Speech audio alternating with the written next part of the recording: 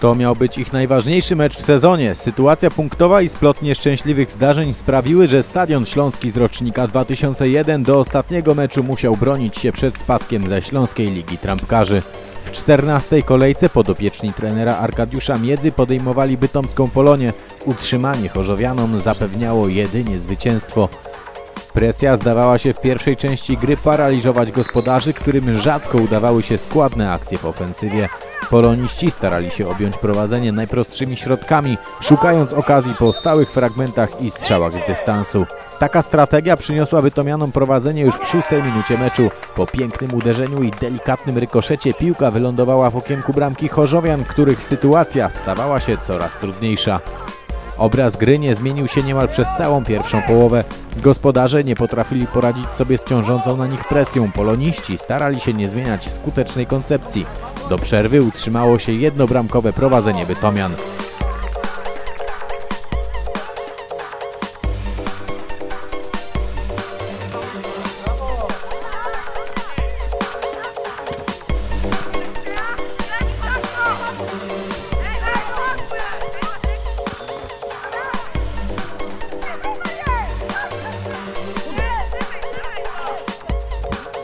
Brawo, Patryk!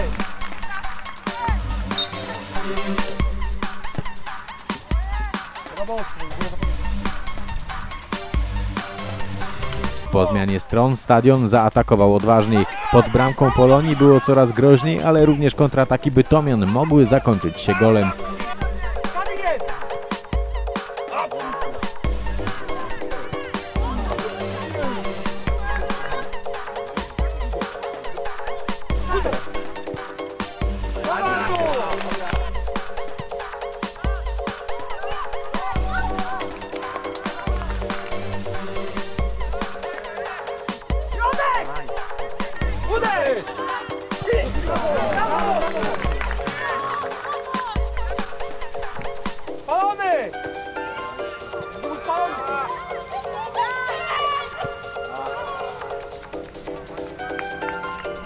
W 44 minucie kapitalnym strzałem popisał się Mikołaj Zalega i Stadion Śląski doprowadził do wyrównania.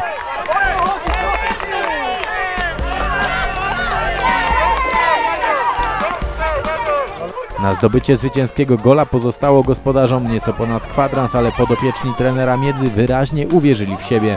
Z minuty na minutę Stadion stawał się drużyną coraz bardziej dominującą, próbującą uderzenie z niemal każdej pozycji.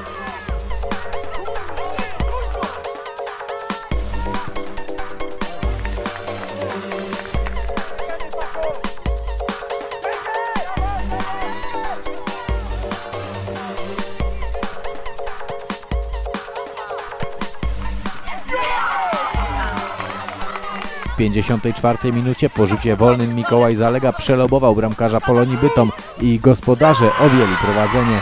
Stadion od utrzymania dzieliło już tylko 7 minut.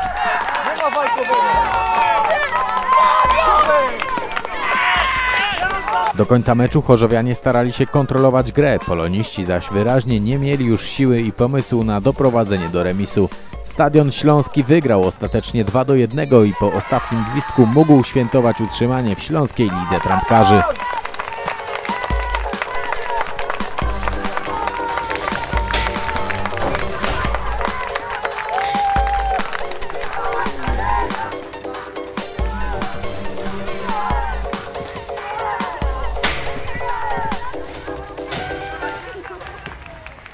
Bardzo się cieszymy się, że wygraliśmy z tego meczu.